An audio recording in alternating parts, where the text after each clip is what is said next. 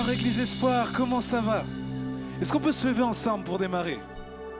Je sais que la semaine a peut-être été longue, peut-être été fatigante, mais ce soir j'ai envie de chanter joie dans le monde avec vous.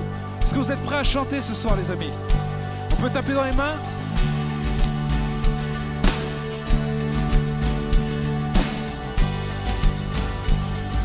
Et on chante ensemble de tout notre cœur. Joie dans le monde, le Seigneur vient. La terre accueille son roi. Que tous les cœurs lui préparent une place. La terre et le ciel chantent. La terre et le ciel chantent. Nous chanterons joie.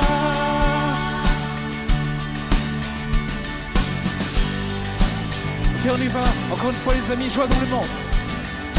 Joie dans le monde, le Sauveur règne. Entonnons ce refrain. Les corps et les fleurs, les collines et les plaines proclament en cœur ce chant. Proclament en cœur ce chant. De tout le cœur, nous chanterons joie. Nous chanterons joie. Nous chanterons joie,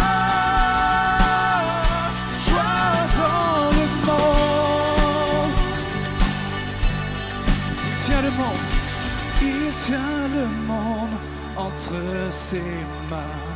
Il fait connaître au peuple les grandes merveilles de sa justice, le sang de son amour, la gloire de son amour. Ensemble, nous chanterons joie. Allez, je vous entends ce soir. Nous chanterons joie. Nous chanterons joie. Joie dans le monde. De tout le cœur, nous chanterons joie. Nous chanterons joie. Nous chanterons joie. Joie dans le monde. Juste une fois ce soir. Nous chanterons joie. De tout notre cœur, chantons-le. Nous chanterons joie. Nous chanterons joie. Joie dans le monde.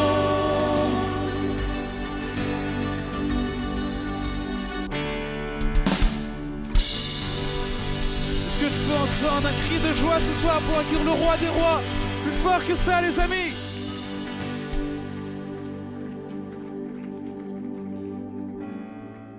Comment ça va, Église Espoir? Est-ce que vous êtes prêts à accueillir le roi des rois comme il se doit ce soir? On y va ensemble?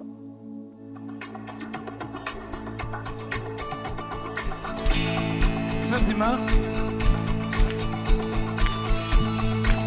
Moi je veux lever un chant nouveau avec vous. Chantons. Un chant s'élève, les yeux se tournent vers toi. Se tournent vers toi. L'espoir renaît, les cœurs soupirent après toi. Oui, après toi. En te voyant, chantons. En te voyant, nous retrouvons la force de vie. On déclare-le de tout ton cœur ce soir. Quand nous sommes en ta présence, nos craintes fuient, elles s'enfuient. Hosanna, Hosanna, tu es le roi, le sauveur, à toi la gloire et l'honneur. Hosanna, Hosanna, nous t'accueillons parmi nous. Sois le bienvenu, oh Jésus. Chantons ensemble. Enfin le son dit cœur qui reviennent à toi. Reviennent à toi. Car dans ton royaume, Seigneur, dans ton royaume, vies brisées sont restaurées, sont restaurées, sont restaurées. En te voyant, nous retrouvons la force de vie. On déclare-le, Église, ce soir, quand nous sommes en ta présence, nos craintes fuient. De tout notre cœur, chantons Hosanna, Hosanna, Hosanna. Tu es le roi, le sauveur, à toi la gloire et l'honneur. Hosanna, Hosanna. Nous t'accueillons parmi nous. Sois le bienvenu, oh Jésus.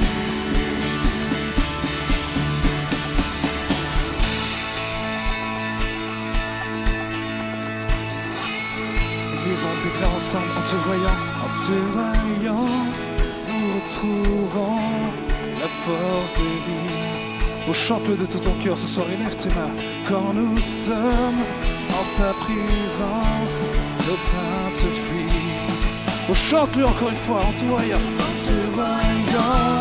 nous retrouvons la force de vie. Quand nous sommes en ta présence, nos craintes fuient et s'enfuient. On va chanter de tout notre cœur, Hosanna, Hosanna, Hosanna. Tu es le roi, le sauveur, à toi la gloire et l'honneur. Hosanna, Hosanna. Nous t'accueillons parmi nous.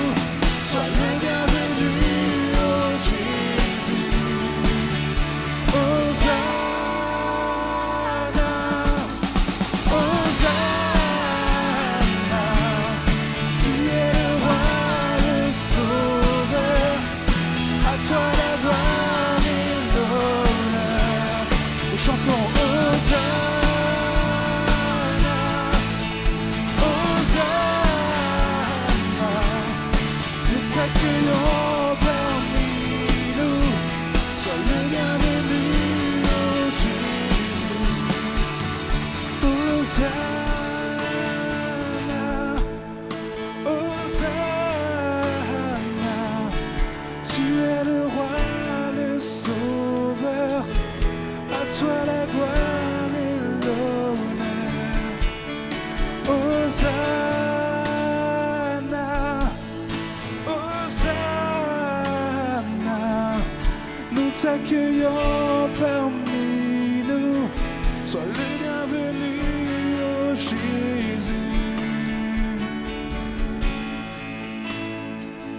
Sois le bienvenu. Prends la place qui te revient. Juste élève tes mains ce soir. Juste élève tes mains et dis, Seigneur Jésus, sois le bienvenu dans ma vie. Sois le bienvenu dans mes défis. Sois le bienvenu dans ma maison. Sois le bienvenu dans ma famille. Et alors que tu as les mains levées, commence à élever ta voix. Commence à remercier Jésus pour toutes les bontés, pour toutes les merveilles qu'il accomplit dans ta vie.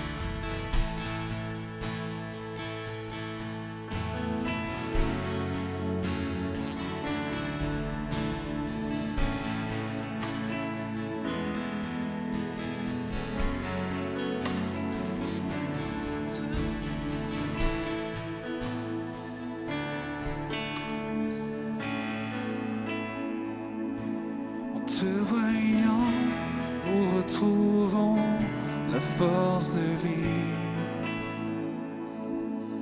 Quand nous sommes en ta présence, nos craintes fuient. Oh, déclarons-le encore une fois. En te voyant, nous retrouvons la force de vie. Quand nous sommes en ta présence, nos craintes fuient. Et alors qu'on va laisser encore cette tourne musicale, j'aimerais juste dire à quelqu'un, ne perds pas espoir, Jésus est là. Là, tu viens de déclarer qu'en le voyant, tu retrouves la force de vivre. Je ne connais pas tes défis, je ne sais pas ce qui s'est passé cette semaine pour toi, ce qui s'est passé à ton travail, ce qui s'est passé dans ton foyer. Mais une chose est sûre, c'est que à toi qui es fatigué, à toi qui est peut-être chargé, Jésus est là. Jésus est là et se tient à tes côtés. Et si c'est ta prière, si c'est ta déclaration de foi, élève ta main vers le ciel et proclame ces paroles. En te voyant, nous retrouvons la force de vivre. Chantons-le. En te voyant, nous retrouvons la force de vivre. Quand nous sommes en ta présence, nos craintes fuient. En te voyant, nous retrouvons la force de vivre. Oui, quand nous sommes en ta présence, nos craintes fuient.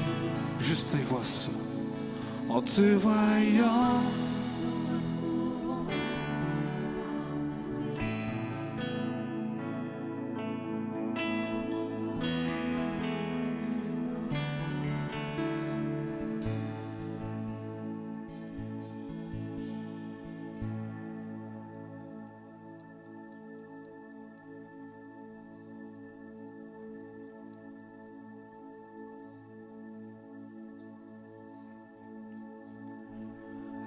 Essuyons nos larmes, l'espoir brille à l'horizon. Que le monde sache, le Messie vient à nous. Écoutez le chant du ciel. Voici Noël, Christ est né à Bethléem. Voici Noël, oh, n'attendons plus, son amour est suffisant.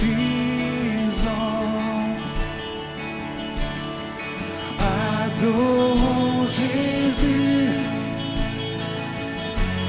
le Sauveur est vivant. De tout notre cœur, chantons ce soir avec l'espoir. Écoutez le chant du ciel. Voici Noël, Christ est né à Bethléem. Voici Noël, voici Noël. De tout notre cœur, levons les mains et chantons ces paroles. Célébrons, célébrons sa louange. Gloire au plus haut des cieux, que la terre chante, oui, Christ est né. Oh, déclarons-le, célébrons. Célébrons sa louange. Gloire au plus haut des cieux, que la terre chante, oui, Christ est né.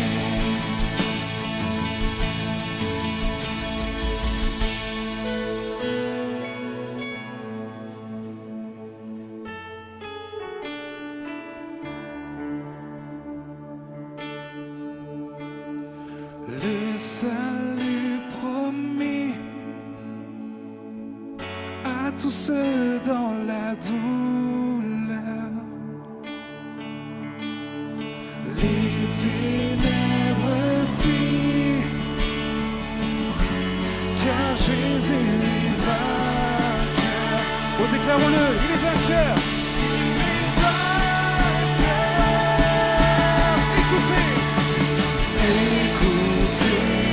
Chant du ciel, voici Noël,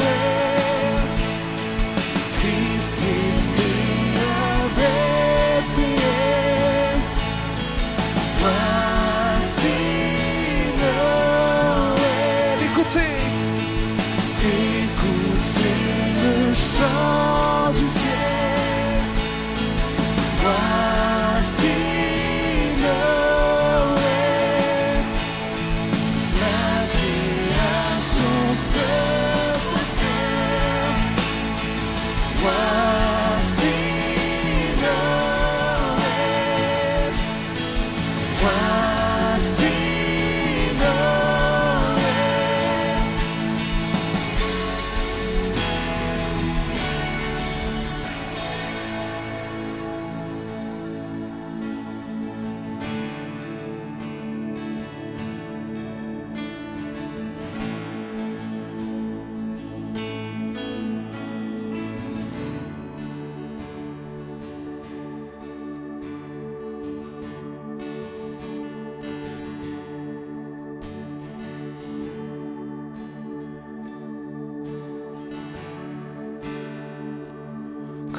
je contemple ta sainteté,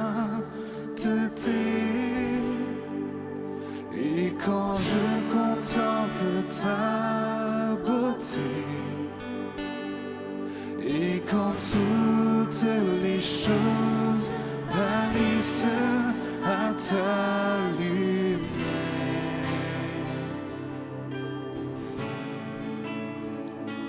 quand j'ai trouvé la joie près de ton cœur, quand je m'enveloppe de ton amour,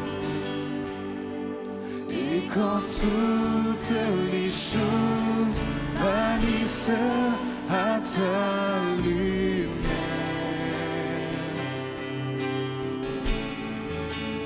Oh, je t'adore, oui, je t'adore.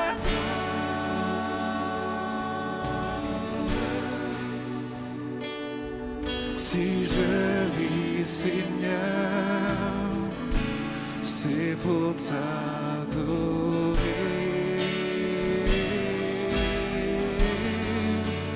Oh, je t'adore, oui, je t'adore.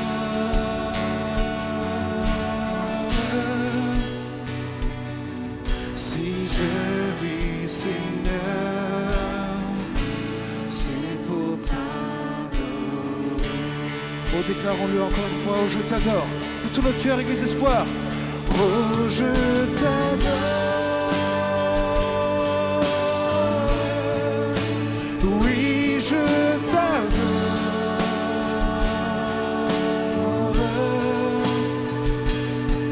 Si je vis, Seigneur, c'est pour t'adorer.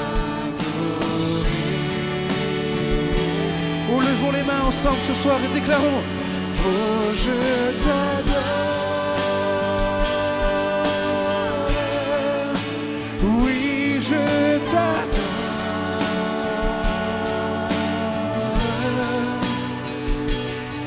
Si je vis, Seigneur, c'est pour t'adorer. Car c'est la raison pour laquelle je vis. C'est la raison pour laquelle je vis. C'est la raison pour laquelle je vis. C'est la raison pour laquelle je vis. Pour t'adorer. déclarons-le. C'est la raison pour laquelle je vis. Oh, lève tes mains ce soir et chante-le de tout ton cœur. C'est la raison pour laquelle je vis, pour t'adorer toi seul. Ou une dernière fois, chantons-le, c'est la raison. C'est la raison pour laquelle je vis. C'est la raison pour laquelle je vis. C'est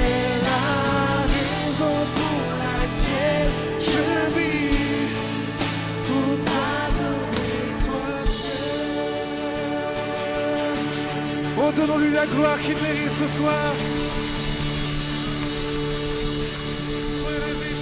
C'est la raison pour laquelle nous vivons. Est-ce qu'on peut applaudir bien fort le Seigneur, bien plus fort que ça, s'il vous plaît? Alléluia. En tout cas, bonsoir à tous. Encore une fois, nous sommes sur le premier vendredi des 3 vendredis de fin d'année, qui ont lieu, comme je l'ai dit, les vendredis. Je vais y arriver ce soir, c'est compliqué. Et ma femme, elle me regarde, elle se moque. Et donc, les célébrations qui ont lieu le vendredi,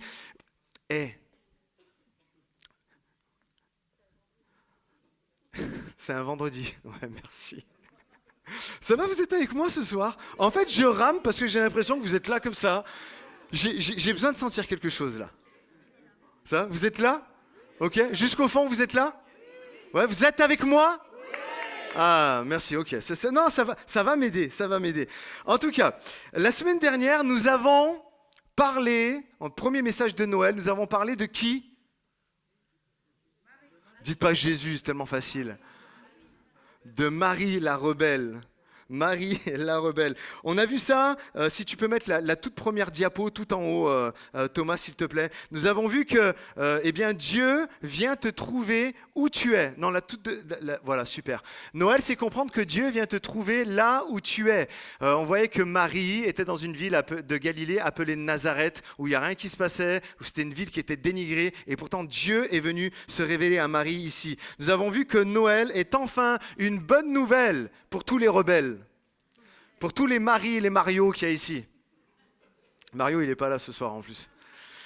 Mais c'est une bonne nouvelle pour tous les rebelles. Nous avons vu que aussi Noël, c'est ce rappel que c'est pour la première fois d'une manière permanente jusqu'à nous aujourd'hui où la terre a été touchée par la grâce manifestée en Jésus. Et la conclusion, c'était « Ne laisse pas une mauvaise période te faire croire que tu as une mauvaise vie ». Pour Marie, c'était une période très difficile et en fait, elle était en train d'accomplir quelque chose de juste, d'extraordinaire. Et j'aimerais, sur la conclusion de la semaine dernière, aller plus loin et commencer le message en fait de ce vendredi. J'aimerais aujourd'hui qu'on s'attarde sur l'amoureux de Marie. C'est qui? Joseph. Quand je pense à Marie et à Joseph, je peux pas m'empêcher de penser que Dieu est le Dieu de l'inattendu. Et c'est le titre de mon message, l'inattendu de Dieu. La semaine dernière, je vous parlais de Marie, l'ange qui lui annonce qu'elle va être enceinte par la vertu du Saint-Esprit et tout. Et je vous parlais de Marie, tout ça, et que rien que ça en soi, ça a dû tellement bouleverser sa vie. Ça a chamboulé en fait sa vie. Et elle pouvait penser que, waouh, un ange vient lui parler, qu'elle va être enceinte et puis que tout allait aller comme sur des roulettes. Ça allait être génial et tout ça. Non, conclusion. Elle arrive à Bethléem et puis il n'y a personne pour la recevoir et son accouchement, elle le fait où? Dans une étable. Et là, c'est vraiment, on touche vraiment à de l'inattendu. Et pourtant, elle pouvait se dire, mais je porte le Fils de Dieu et pourtant, ça se passe comme ça.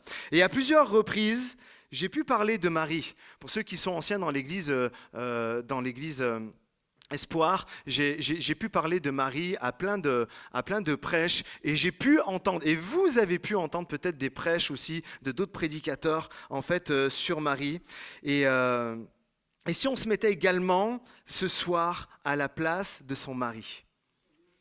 Si ce soir aussi, on pourrait faire un peu le focus sur Joseph.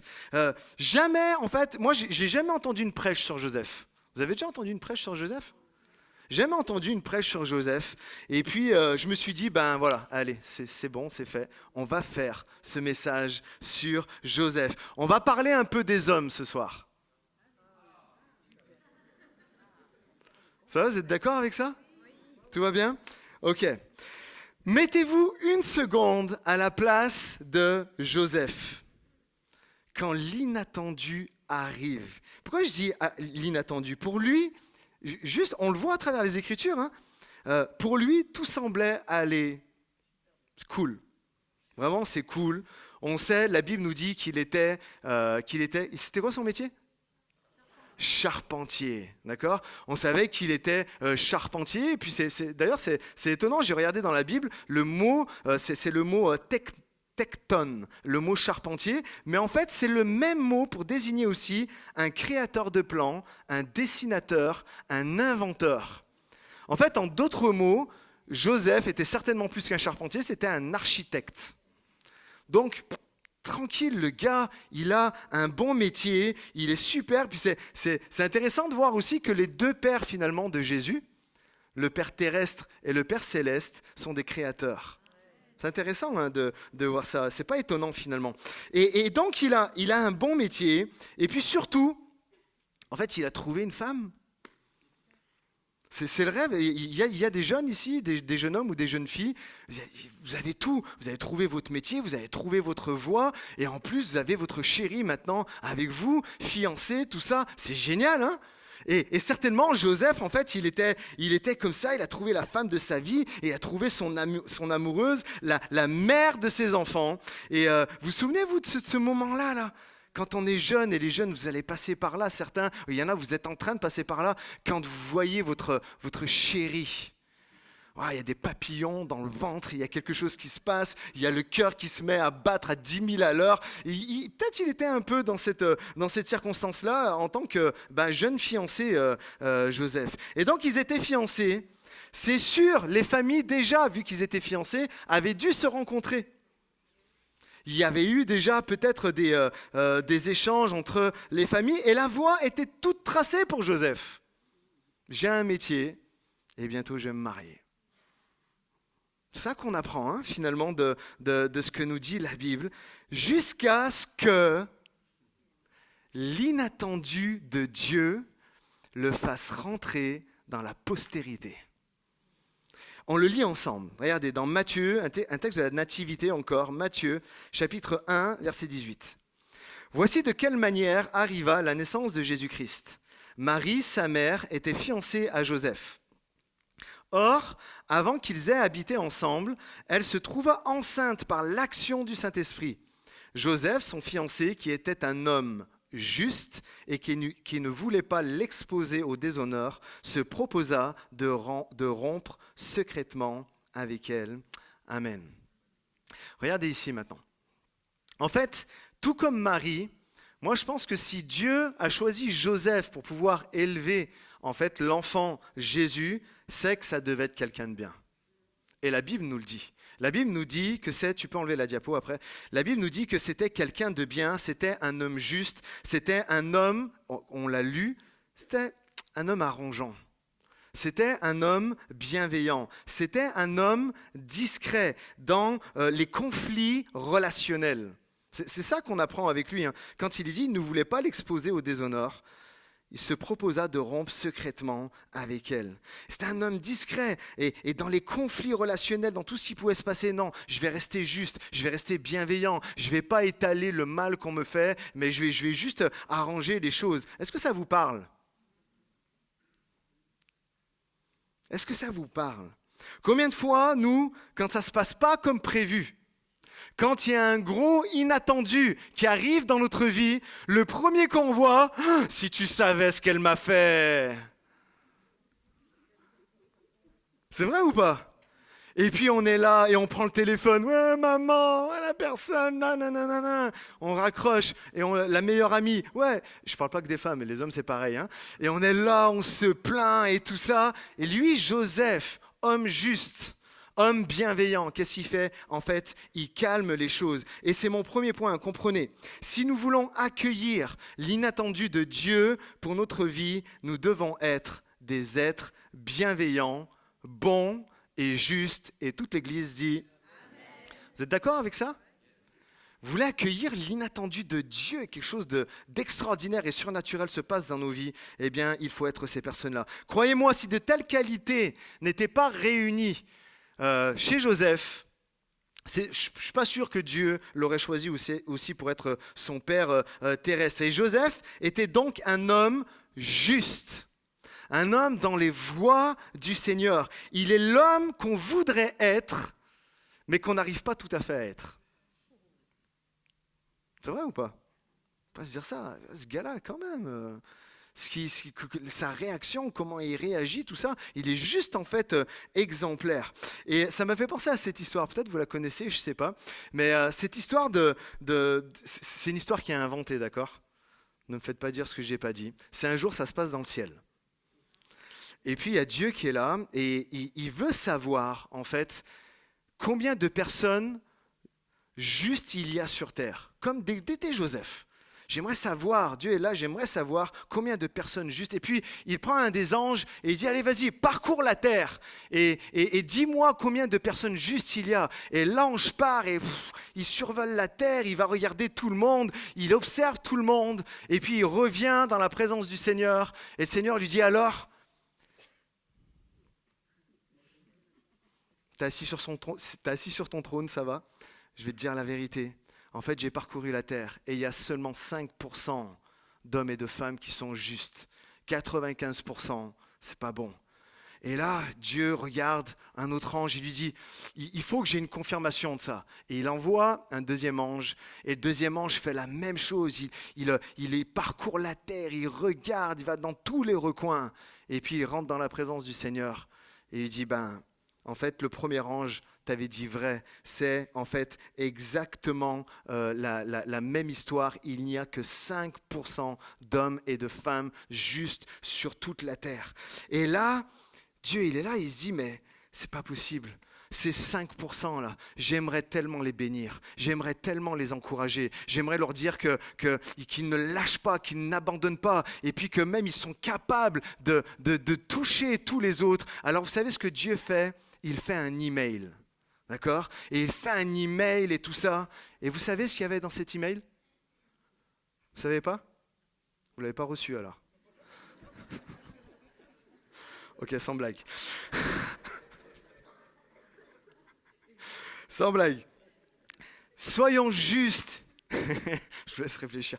Soyons justes à la lumière de ce que dit la parole, à l'image de Joseph. On ne veut pas être des personnes à histoire. On ne veut pas être des personnes qui allons mettre en lumière les choses mauvaises et tout ça. Mais Joseph, lui, nous montre l'exemple. Il est cool. Il est juste. Il est bienveillant. Il est doux. Dites-le avec moi, il est gentil. Joseph est gentil. Joseph est arrangeant. Amen. L'apôtre Paul dit dans Philippiens 4:5 que votre douceur soit connue de tous les hommes. Et Joseph, par cela, est connu par sa douceur. Et Joseph, de par ses qualités spirituelles, a accueilli Jésus dans son foyer. Et je prie, les amis, vraiment, et j'espère que vous êtes avec moi, je prie qu'en cette période de Noël, s'il y a des querelles dans les familles, s'il y a des querelles entre frères et sœurs, en fait, dans l'église, s'il y a des problèmes relationnels avec telle et telle personne, que nous soyons des agents de paix, que nous soyons des agents de douceur, de bienveillance, de clémence, de bonté, les uns envers les autres. Vous pouvez dire Amen à n'importe quel moment. mais que dans les endroits où il y a du feu, qu'on puisse éteindre au lieu d'attiser le feu pour pouvoir accueillir la gloire de Dieu. Est-ce que vous êtes d'accord avec ça? C'est littéralement en fait ce que Joseph a fait. Et on continue le texte, regardez ce qu'il est dit au verset 20. Comme il y pensait, un ange du Seigneur lui apparut dans un rêve et donc il pensait tranquillement, à l'amiable, je vais me séparer de Marie. Et comme il y pensait, un ange du Seigneur lui apparut dans un rêve et dit, Joseph, descendant de David, n'aie pas peur de prendre Marie pour femme, car l'enfant qu'elle porte vient du Saint-Esprit. Et mon deuxième point est le suivant. Quand l'inattendu arrive, n'aie pas peur. Et il y a quelqu'un qui a dit, Dieu connaît l'avenir, il y est déjà. Et ça se passe bien. Ça vous fait du bien d'entendre ça? Dieu connaît l'avenir. Vous savez, hein, on le dit, Dieu est hors du temps. Nous, on a tous un passé, un présent, un avenir. Dieu, lui, il est hors du temps. Et il est déjà dans le futur. Et déjà, il a promis qu'il sera avec nous dans le futur. Amen. Donc, ça se passe bien. Et il y a tellement d'inattendus dans le récit de Noël qu'à tous les coins de chapitres, de tous les récits de la nativité, vous allez trouver l'expression « n'aie pas peur, ne crains point ». C'est tellement inattendu ce qui se passe, en fait, pour tout le monde. Tellement de choses qui arrivent que, c'est bon, n'aie pas peur. Et ça vient nous rejoindre à nous dans nos vies, dans les choses heureuses comme dans les choses malheureuses. Le Seigneur arrive et nous dit « n'aie pas peur ». Les choses heureuses, c'est quoi? C'est le coup de foudre arrive. Je tombe amoureux de quelqu'un, je ne l'avais pas vu venir, et comment je vais faire? J'ai déjà entendu des gens dire « comment je vais faire, je l'aime trop ». Ça vous est déjà arrivé? Comment je vais faire? Ou une bonne nouvelle, un bébé arrive. Waouh, super, mais comment on va faire? Et on est là, on a toutes sortes de questions. Le Seigneur te dit « n'aie pas peur, n'aie pas peur, je suis avec toi ». Ou à contrario, dans les choses beaucoup plus malheureuses, perdre un être cher, qui est là subitement, c'est inattendu. Perdre un travail, je le dis, je le répète, n'aie pas peur. Le Seigneur est avec toi, même lorsque tu traverses la vallée de l'ombre de la mort. Le Seigneur est avec toi, le Seigneur est ta consolation, le Seigneur est ton partage. Dites Amen à n'importe quel moment. Église Espoir, soyez avec moi ce soir. Il y a 365 fois, je le dis pour rappel à plusieurs chrétiens, je sais que vous le savez, mais pour d'autres qui ne le savent pas, 365 fois dans la Bible, il y a l'expression « ne crains pas » ou « n'aie pas peur ». Vous savez ce que ça veut dire? Ça veut dire qu'à chaque frayeur quotidienne, à chaque fois qu'il y a l'inattendu qui arrive dans votre vie, le Seigneur te dit, n'aie pas peur, j'ai tout prévu. Je vais être avec toi, je vais t'accompagner. Je me posais la question, pourquoi? Pourquoi 365 fois, n'aie pas peur, ne crains pas? Parce que nous avons tous besoin d'entendre la voix de Dieu chaque jour nous dire que tout ira bien. Et je suis là ce soir pour vous le rappeler, même dans l'inattendu, même dans les choses que je n'avais pas captées, que je n'avais pas calculées. Comme la semaine dernière, je vous le dis, Dieu est fidèle. Lorsqu'on partageait avec Simba lors de l'interview, ce qui était juste flagrant, moi quand j'avais parlé avec lui, c'est que le Seigneur, il a été avec lui, il est aujourd'hui avec lui, et il sera avec lui demain. Et c'est une vérité ce soir pour chacun d'entre nous, les amis. Est-ce qu'on peut lui donner la gloire, s'il vous plaît, et dire merci Seigneur, d'être toujours avec moi. Vous savez, à plusieurs reprises, je me suis retrouvé, c'est des choses qu'on ne calcule pas quand on répond à l'appel de devenir pasteur, mais à plusieurs reprises, je me suis retrouvé à accompagner des personnes en fin de vie. Quelques reprises, j'ai été visiter, j'ai vu et parlé avec des gens en fin de vie et le discours, en fait, était toujours le même. Même dans notre pire, même lorsque la mort vient frapper, le Seigneur nous dit « n'aie pas peur, n'aie pas peur ». Et j'ai vu les gens, lorsque je partageais ça avec les gens, et je vous dis vraiment, lorsque je partageais ça avec les gens, alors que des moments j'arrivais dans des endroits, dans des chambres d'hôpitaux où je savais que la personne qui était assise sur son lit était en train de mourir et se posait 1001 questions. Qu'est-ce qui se passe après la mort? Et j'ai loupé et j'ai fait telle et telle chose dans ma vie. Juste lui annoncer l'évangile. juste lui annoncer l'amour de Dieu, juste la rassurer, juste lui dire « N'aie pas peur, le Seigneur est là, le Seigneur est avec toi ». Même dans ces circonstances-là, peut-être les plus dramatiques, avec toute la famille qui est autour, une paix arrivait, des larmes de joie coulaient. Et vraiment le fait d'être rassuré. Chaque jour, le Seigneur nous dit « N'aie pas peur ». Et c'est tellement rassurant que notre Dieu, Jésus, lui, a traversé la mort, lui. Il sait, il connaît, mais surtout, il a ouvert la voie. À quoi il a ouvert la voie ? À la résurrection, à l'espérance. Nous savons qu'un jour, nous allons revoir nos bien-aimés. Écoutez bien, toute chose, la Bible nous dit, concourt au bien de ceux qui aiment Dieu. Toute chose, ça veut dire tous les imprévus, tous les inattendus, en bon comme en mauvais, le Seigneur te dit, toute chose concourt au bien de ceux qui aiment Dieu. Dieu te dit au final, n'aie pas peur, je suis celui qui va t'accompagner. N'aie pas peur pour telle et telle chose, je suis celui qui va te qualifier. N'aie pas peur de telle et telle chose, je suis celui qui va t'apporter la consolation. N'aie pas peur parce que tu ne sais pas où aller. Je suis le chemin, la vérité, la vie. Ce soir, dis-le à ton voisin, n'aie pas peur. Jésus est avec toi. Jésus est avec toi.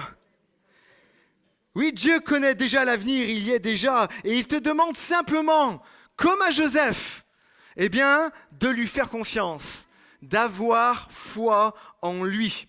Regardez le verset 21, nous dit, elle mettra au monde un fils et tu lui donneras le nom de Jésus. Tu lui donneras le nom de Jésus, car c'est lui qui sauvera son peuple de ses péchés, verset 24. À son réveil, Joseph fit ce que l'ange du Seigneur lui avait ordonné. Il prit sa femme chez lui, mais il n'eut pas de relation conjugale avec elle jusqu'à ce qu'elle ait mis au monde un fils premier-né, auquel lui-même il donna le nom de Jésus.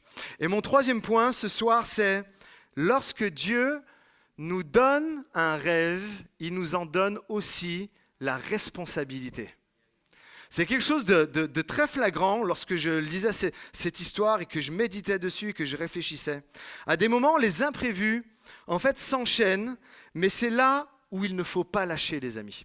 Il y a des choses, on se dit, « Oulala, mais comment je vais faire ? Je lâche. » Non, le Seigneur te dit, reste au contrôle. Encore une fois, on peut parler encore du leadership, de tout ce que le Seigneur nous a donné à tous, à chacun en particulier. Et on voit que l'ange lui donne des directives. Et lui, vous savez quoi ? Et ça a le mérite d'être vraiment souligné.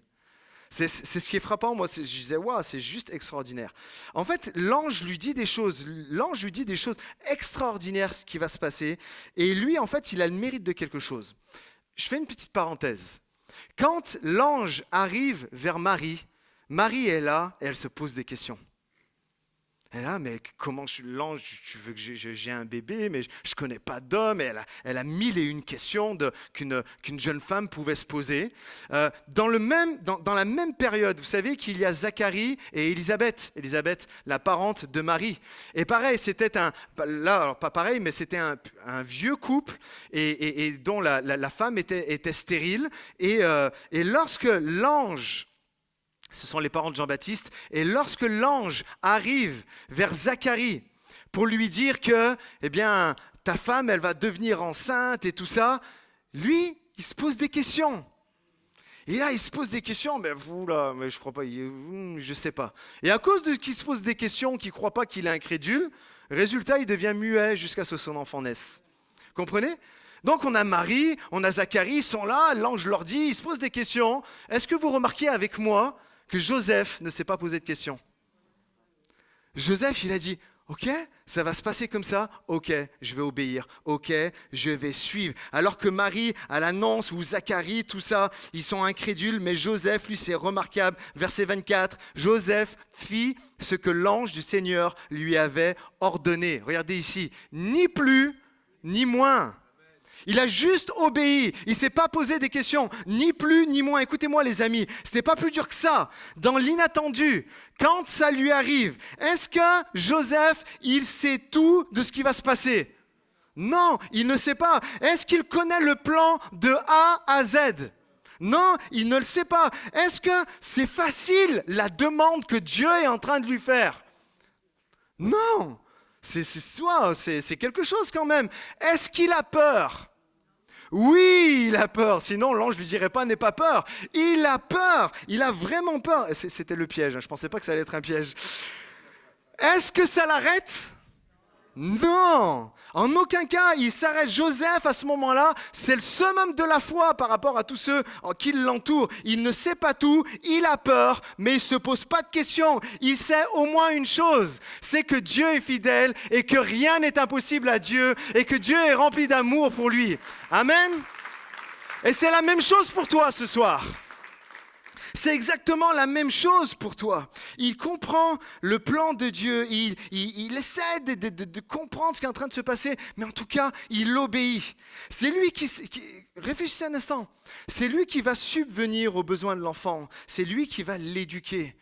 C'est lui qui est là, qui est son papa. Et c'est intéressant de voir que Joseph, lui, prend la responsabilité de nommer l'enfant selon la directive de l'ange. C'est lui qui donnera le nom, en fait, à Jésus. Verset 25, verset 21 lui dit, tu lui donneras le nom de Jésus. Et un peu plus loin, verset 25, il donna le nom de Jésus. Il donna le nom de Jésus. Donc, il obéit pour prendre Marie pour femme. C'est pas rien, pour s'assurer que l'enfant porte bien le nom de Jésus. Et ce n'est pas tout.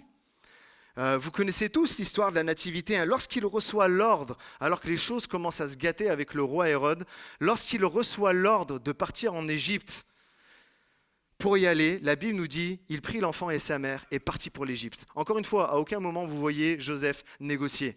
Lorsque le temps arrive, Hérode décède et les choses se sont calmées en Israël. Pareil, un ange arrive vers Joseph. Joseph, c'est bon, tu peux y retourner. La Bible nous dit, ni plus ni moins, Joseph prit l'enfant et sa mère et repartit dans le pays d'Israël. Vous comprenez la mentalité en fait de Joseph et comprenez ceci.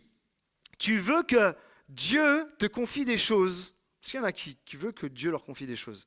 Est-ce qu'il y en a qui veulent que Dieu vous parle ? Alors tout simplement, obéis. Obéis à la parole de Dieu. Obéis en fait à ce que Dieu te dit. En tant que chef de famille, et là, je m'adresse aux hommes. Je veux dire, on va parler un peu aussi des hommes ce soir. Il y a des hommes ici ? Ces hommes en carton. Hein. Il y a des hommes ici ? Est-ce qu'il y a des hommes ici ? Non, je ne vais pas une quatrième fois, j'ai peur. Et en fait, suis juste ce que le Seigneur... Tout à l'heure, Geoffroy, tu étais un peu plus viril quand même. Non ? Là, il est concentré. Et juste prends tes responsabilités en tant qu'homme bienveillant et rempli d'amour. Le Seigneur recherche des Joseph ce soir. Seigneur recherche des Joseph. Et on a tous affaire à des imprévus. Et malgré les imprévus, on voit que Joseph, il gère bien les choses. Et comment il fait ? C'est pas dur, hein ? Il a juste à suivre ce que le Seigneur lui dit. Et si tu es chrétien, même depuis peu, tu vas comprendre ce que je vais dire. En fait, si tu peux mettre la diapo, Dieu ne choisit jamais la voie la plus facile. Non, il choisit toujours la plus glorieuse. Quelqu'un peut dire amen à ça. Peut-être ça vient vous rejoindre dans votre vie. Peut-être vous êtes là, mon chemin il est difficile. Puis je vis des choses et je ne m'attendais pas à ça. Non, le Seigneur, il prend jamais le chemin le plus facile, mais il prend toujours le chemin le plus glorieux pour t'amener et te faire rentrer dans les plans merveilleux qu'il a préparés d'avance. Et vous voulez comprendre comment le royaume de Dieu marche ? J'ai entendu cette histoire et peut-être vous la connaissez aussi. C'est l'histoire d'un roi qui est là et puis il a envie de savoir ce que les gens pensent de lui, ce que les gens pensent du royaume. Vous comprenez, c'est une allégorie. Hein. Et il est là, il dit, ce que je vais faire, je vais aller sur le chemin le plus fréquenté par tous les citoyens, par tous les... comment on appelle ça quand ils vivent dans un royaume là ? C'est pas citoyens, c'est des sujets, voilà. Merci. Et je vais aller sur le grand boulevard, là, c'est les Champs-Élysées de l'époque, et je vais mettre une grosse pierre au milieu. Je vais mettre une grosse pierre au milieu. Et puis, le roi fait ça. Dans l'idée, il fait installer la pierre, et puis il se cache derrière un arbre. Et son idée, c'est de savoir ce que les gens pensent de lui. D'accord ? Et là, il fait mettre la pierre et tout ça. Et puis là, ça commence. À 5-6 heures du matin, les gens commencent à arriver avec leurs chevaux, avec leurs charrettes et tout ça. Et puis ils voient la pierre et ça commence à se plaindre. Et qu'est-ce que c'est ça encore? Et qu'est-ce qu'il fait le roi? Et il contourne, mais il n'y a aucun qui la bouge. Il contourne. Et où c'est qu'ils vont nos impôts encore? Et de toute façon, ce roi, il gère mal. Et puis de toute façon, il est mal conseillé. Vous savez, tout ce qu'on peut dire, nous les êtres humains, quand il y a quelque chose qui ne va pas. Et puis on tape sur le responsable en haut. Et ils sont là, le roi ci, le roi ça, il fait rien, il aide pas, il pourra enlever ça, les services publics, pourquoi on paye nos impôts et tout ça. Et arrive un moment où il y a un petit fermier avec sa calèche qui arrive. Et le fermier, il voit la pierre, et puis il se dit, je peux faire comme tout le monde, c'est-à-dire contourner. Mais qu'est-ce qui va se passer s'il y a des gens plus faibles que moi, d'accord, qui arrivent et puis qui ne peuvent pas passer sur le côté parce qu'il faut enjamber pour faire ci, il faut faire ça. Alors qu'est-ce qu'il fait? Il prend ses chevaux, il attache une corde autour et puis lui avec toute la force qu'il a, ils arrivent à rouler la pierre et la pierre elle va sur le bas-côté et il libère le chemin. Et en ramenant ses chevaux comme ça, il va à l'endroit où il y avait la pierre et là il voit un sac et il prend le sac et c'est quoi? C'est un sac rempli d'or que le roi avait caché pour voir si les gens, en fait, étaient capables de bouger la pierre et tout ça. Mes amis, comprenons ceci ensemble. Pourquoi je vous dis ça? Si tu peux mettre la diapo, s'il te plaît.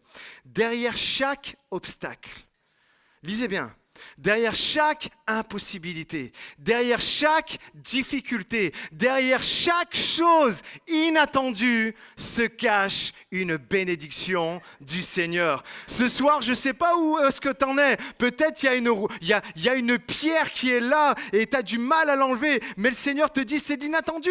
Tu passes sur ce chemin, tu ne t'attendais pas à ce qu'il y ait une pierre. Mais si tu roules la pierre, tu vas trouver une bénédiction. Et derrière chaque chose inattendue, chaque chose que tu crois que ça te retarde dans les choses que tu as à faire, se cache une bénédiction. Combien de personnes ça encourage ici? Alors lâche pas ce soir, tiens bon, le Seigneur est là. C'est dur mais continue. Et pour Joseph, c'était quoi l'inattendu?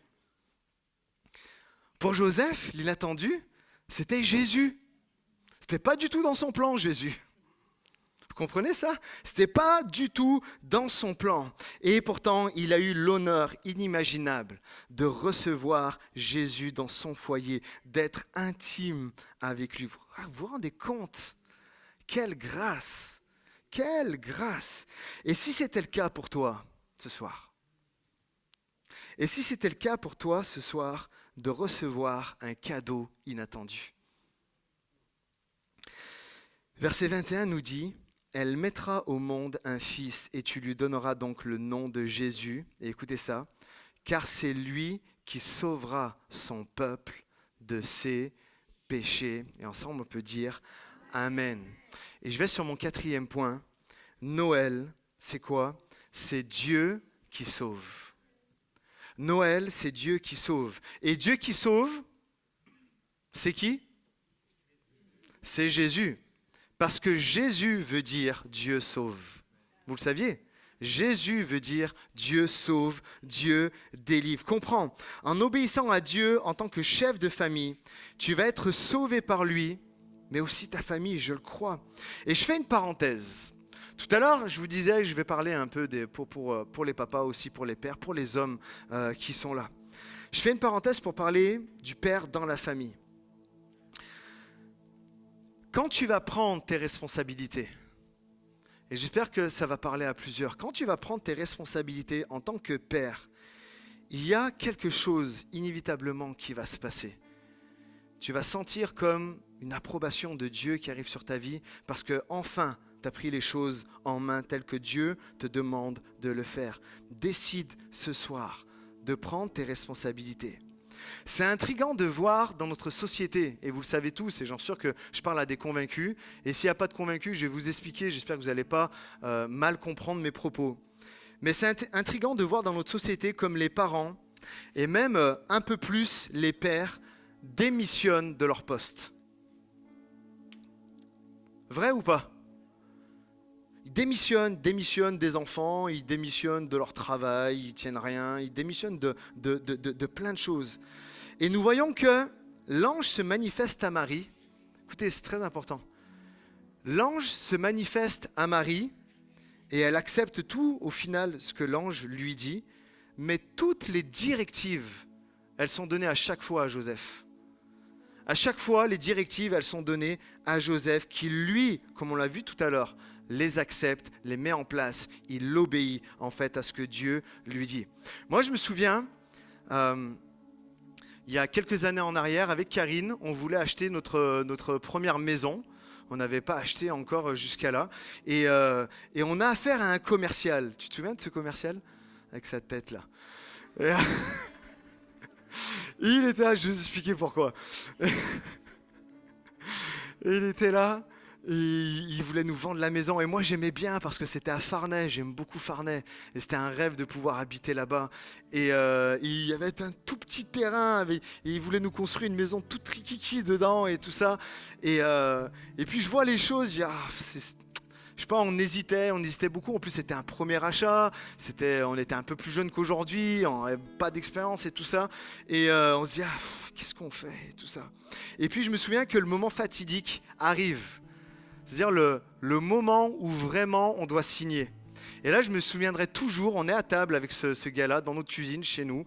Et puis, il nous parle, il essaie de nous convaincre. Lui, ça se voit qu'il la voulait, sa prime. Hein. Il faisait tout pour nous vendre la maison, pour tout ça. Et puis, il voyait que ça prenait pas trop. Et il y a un moment, il s'est mis à parler qu'à Karine. La pire des choses qui peut m'arriver, moi, que ça m'énerve. Quand on me parle, non pas qu'on parle à ma femme, hein, qu'on me regarde pas quand on parle. C'est affreux pour moi. Et le gars, j'existais plus, et il parlait qu'à Karine. Et en fait, vous savez pourquoi ? Parce que dans les techniques commerciales, aujourd'hui, on enseigne que, je sais, j'étais un vendeur, on dit aux vendeurs, ne vous attardez pas trop sur le gars, c'est la femme qui décide de tout. D'accord ? Sauf que moi, je suis pas comme ça. Et il y a un moment, je le regarde, je vais m'arrêter de la regarder, regardez-moi, parce que c'est moi qui vais prendre la décision finale. Et il était là, et je me rappelle, il était choqué, ma femme elle me regardait, qu'est-ce qui se passe et tout ça. Mais il m'avait énervé. Heureusement, on a dit non, parce qu'il y avait plein de trucs de malfaçon dans le descriptif qu'il nous avait donné. Et en fait, un homme, un père, est celui qui prend ses responsabilités. Il dit pas, c'est bon, toi, vas-y chérie, choisis. Ou à son plus grand enfant, vas-y, toi, choisis, fais, gère les choses que je peux pas gérer et tout ça. Non, non, il prend ses responsabilités. Il laisse pas à un autre. Il ne laisse pas toute la charge émotionnelle. Prendre les décisions importantes à son conjoint. Moi, ce que je trouve dans la société aujourd'hui, et c'est une réalité, on veut tuer l'homme. C'est vrai ou pas ? Est-ce que vous le captez ? En fait, on veut tuer l'homme. J'aime beaucoup cette chanson, j'ai pas arrêté de l'écouter tout l'été. Comment il s'appelle là ? Jérémy Frérot. Et en fait, sa chanson, elle est juste trop bien. Elle dit, c'est quoi un homme ? Et en définitive, on sait plus ce que c'est un homme aujourd'hui. Un homme aujourd'hui, il doit être sensible, mais en même temps, il doit être viril. Il doit être ci, mais en même temps, il doit être ça. C'est bourré de contradictions. Les standards de ce que doit être un homme aujourd'hui est bourré de contradictions, en fait, dans notre monde actuel. Et en fait, je comprends, hein. Je suis pas enfin en train de dire les hommes au pouvoir, les femmes, on les enlève, d'accord ? Non. Je comprends toutes les dérives machistes qu'il y a eu, qu'on se comprenne bien, depuis des décennies, voire des siècles. Et qu'aujourd'hui, avec toute la montée du féminisme qui arrive, faut juste faire attention à l'équilibre. Et pas aller à l'autre extrême où l'homme, il est plus rien en fait. Vous comprenez ce que je veux dire ? Et en aucun cas, il faut partir à l'autre extrême. Juste, soyons des hommes, les hommes qui sont ici. Soyons des hommes. Les femmes qui sont ici, soyez des femmes. Et tous, avec nos spécificités, on s'articule tellement bien ensemble. On est tellement parfaits ensemble.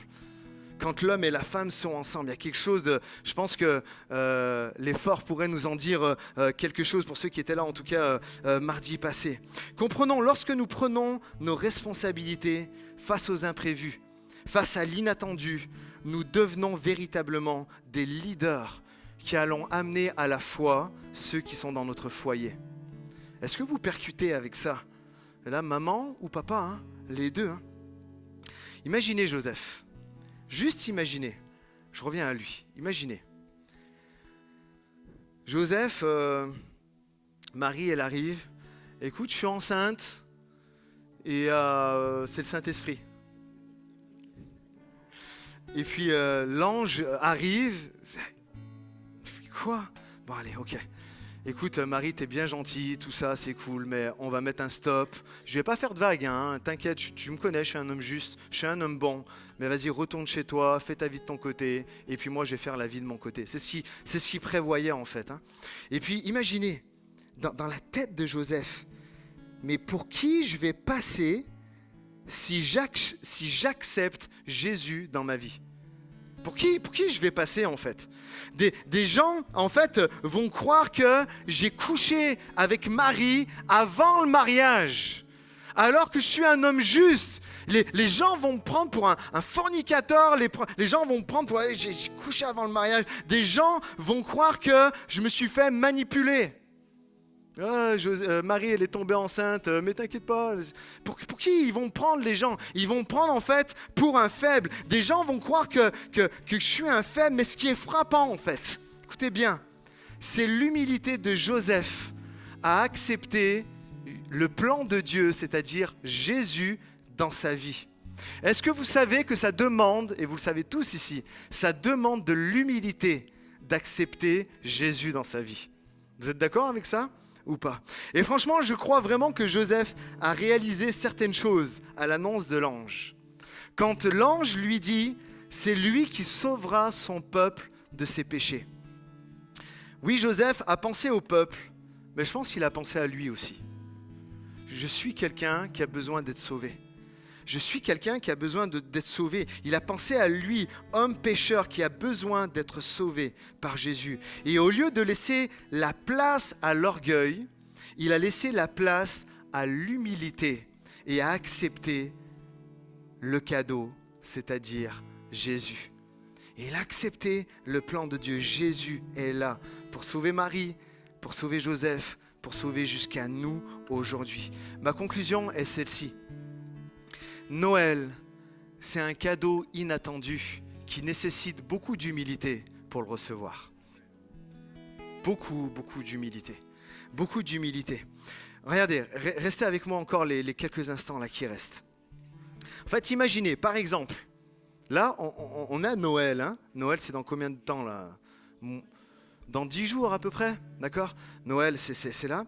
Et puis, vous êtes là le 24 au soir ou le 25, ça dépend des familles. Je ne sais pas quand est-ce que vous ouvrez vos cadeaux. Et puis, on vient vers vous. Et dit, tiens, j'ai un cadeau pour toi. Et vous êtes là, vous dites, wow, un cadeau pour moi. Je ne le savais pas. Mais si, c'est Noël, abuse pas.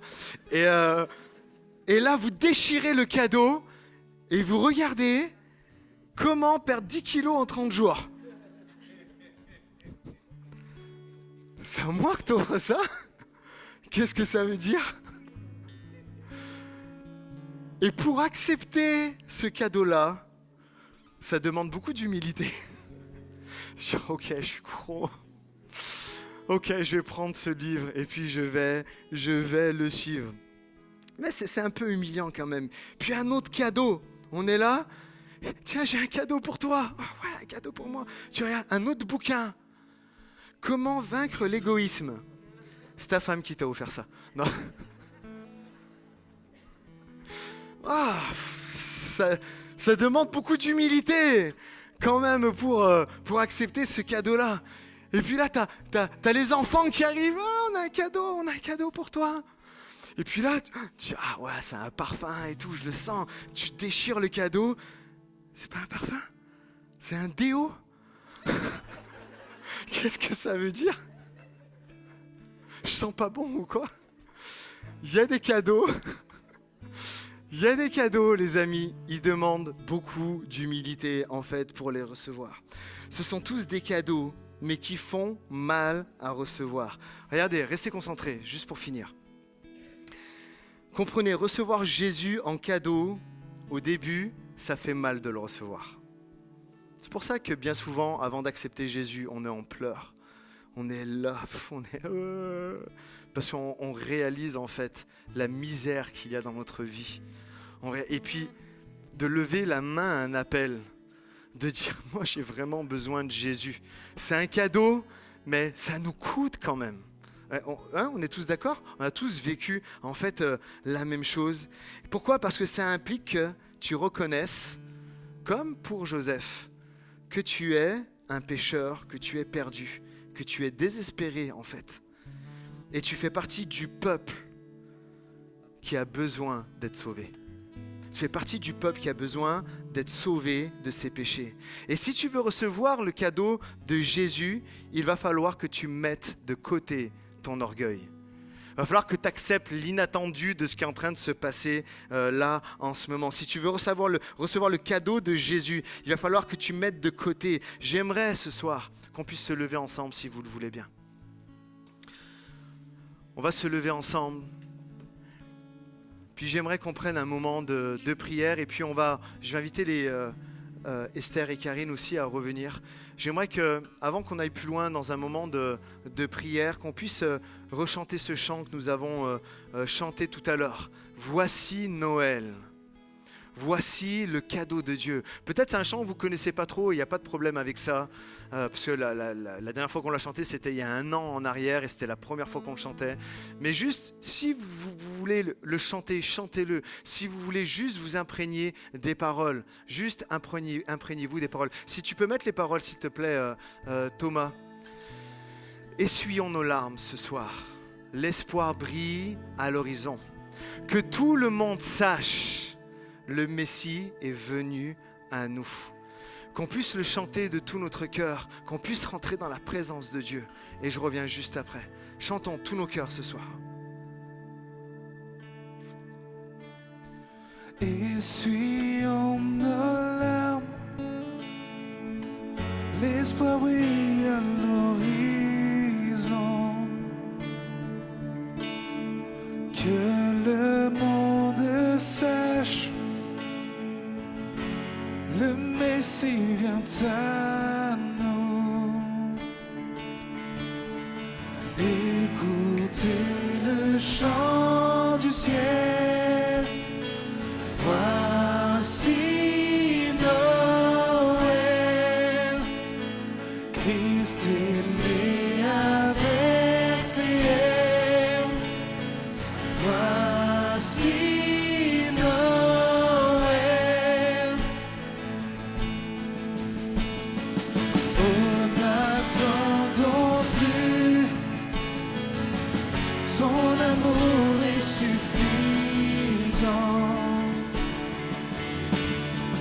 adorons Jésus, le Sauveur est vivant. De ton cœur chantant, écoutez le chant. Écoutez le chant du ciel. Voici Noël. Christ est né à Bethléem. Voici Noël. Alléluia. Alors que nous sommes dans sa présence, la musique continue, on va rechanter ce chant où on va reprendre, célébrons ces louanges tous ensemble, vraiment d'un même cœur. J'aimerais faire un appel. Est-ce qu'on peut juste incliner nos têtes, s'il vous plaît? On peut juste fermer nos yeux. J'aimerais faire un appel ce soir à travers tous les points que j'ai pu partager avec vous. À tous ceux qui ont besoin vraiment d'être comme Joseph, et là je m'adresse à un homme, à une femme, à un jeune ou à un plus ancien, que sais-je. Mais peut-être tu es là et puis il y a l'inattendu de Dieu qui est arrivé dans ta vie. Mais tu ne sais pas que ça vient de Dieu. Le Seigneur te demande juste, et tu le sais, le Seigneur te demande juste de rester juste, de rester conciliant, de rester bienveillant, de ne pas craquer, de ne pas lâcher, de ne pas abandonner. Pourquoi? Parce que derrière chaque obstacle, derrière chaque inattendu qui peut y avoir, Dieu a caché une bénédiction pour toi si tu ne lâches pas.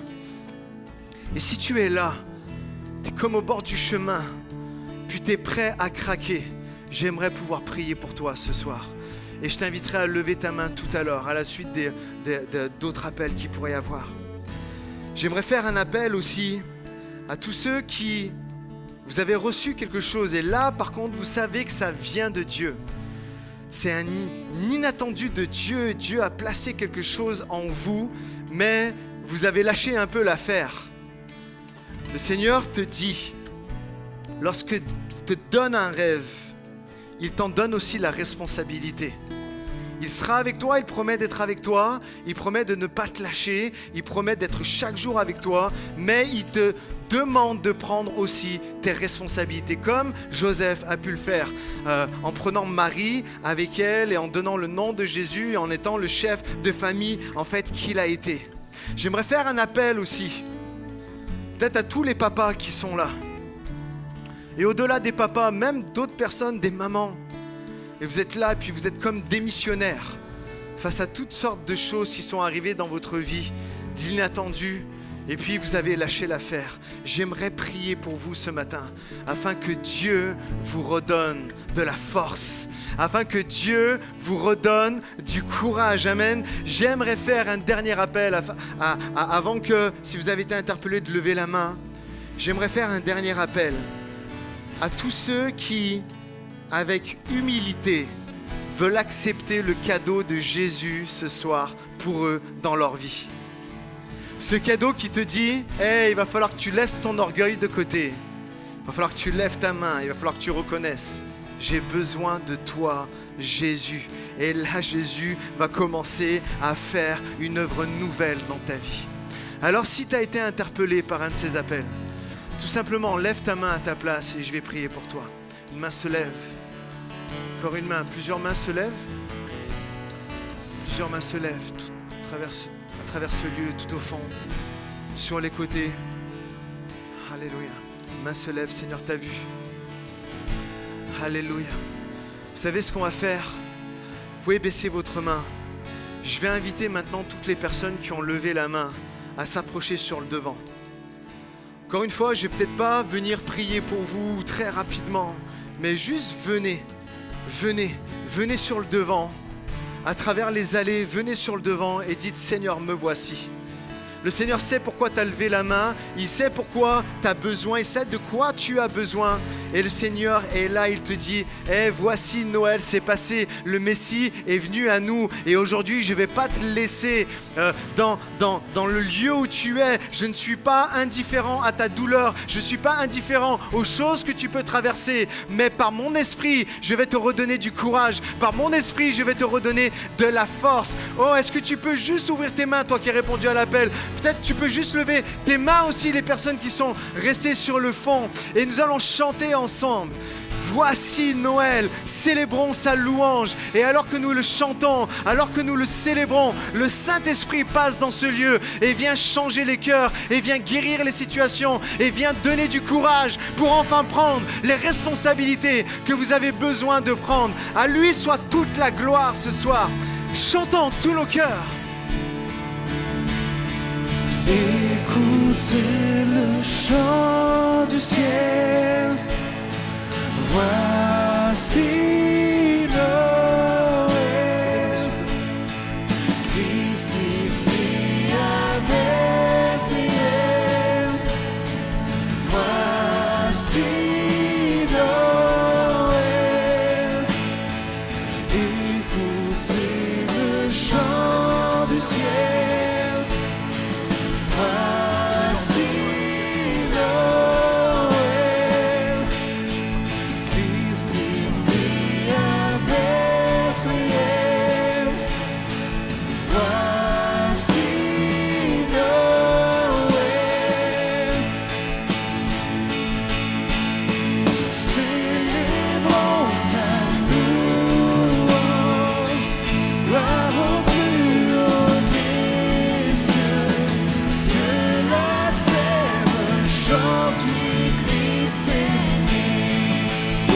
À ta place, de tout ton cœur, célébrons. Célébrons sa louange, gloire au plus haut des cieux, que la terre chante, oui, Christ est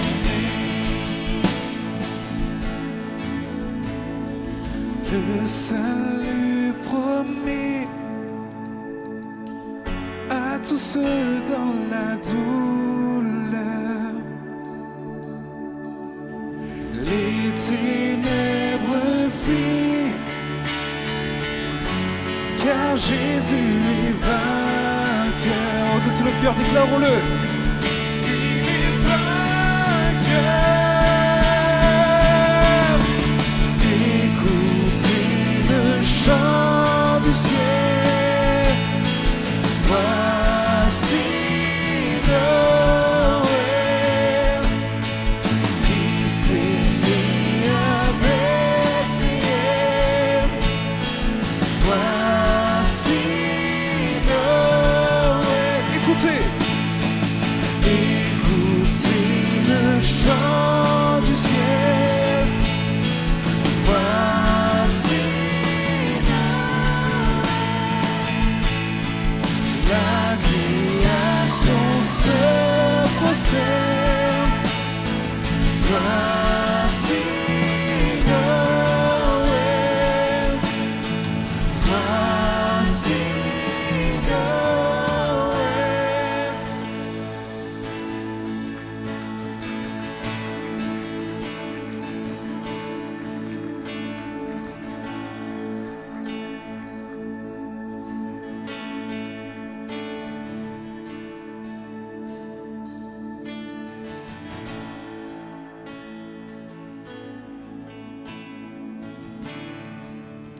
Amen, alléluia. Merci Seigneur pour ces instants. Je prie vraiment que pour beaucoup d'entre vous, qu'il y ait un avant et qu'il y ait un après cette soirée-là.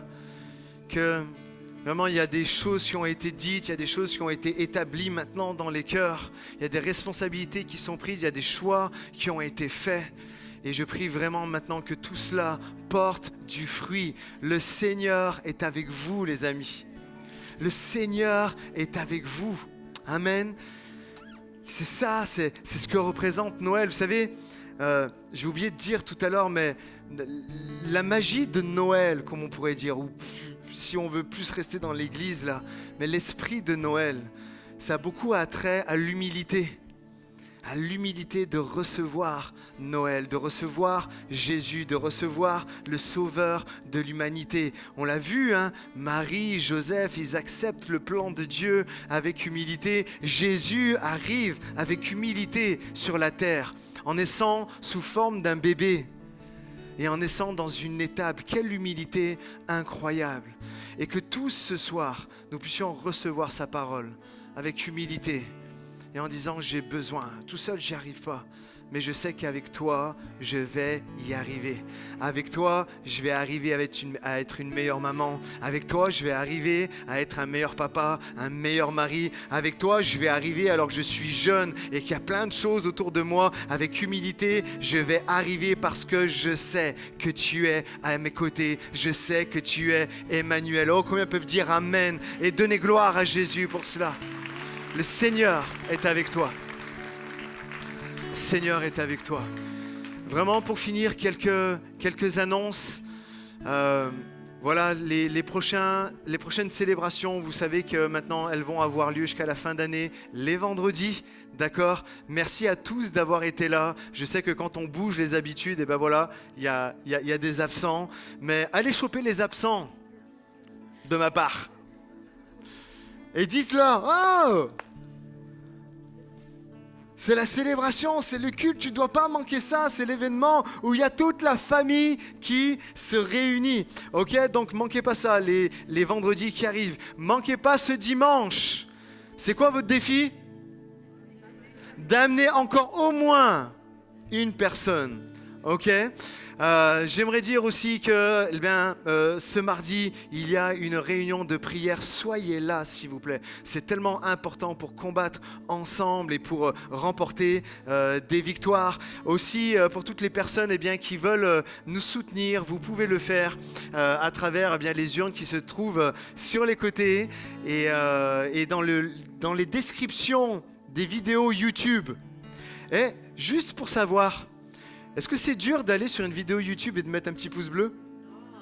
Ok, c'était juste entre parenthèses comme ça. Comprenez, quand vous faites ça, c'est pas pour dire ouais, le prédicateur il a plein de... Non, non, non. Quand vous faites ça, ça va renvoyer avec... Vous savez, c'est un système d'algorithmes Internet, YouTube, Facebook, Instagram, tout ça. Et plus vous allez commenter, plus vous allez mettre des petits pouces bleus, plus ça va impacter les gens qui sont autour de vous dans votre sphère. Peut-être que vous ne le saviez pas, mais je vous le dis. C'est pour ça que c'est important de pouvoir le faire. On veut que le message de l'évangile se propage. Vous voulez nous aider à ça ? Ok, super, vous savez ce qu'il vous reste à faire. Soyez bénis les amis.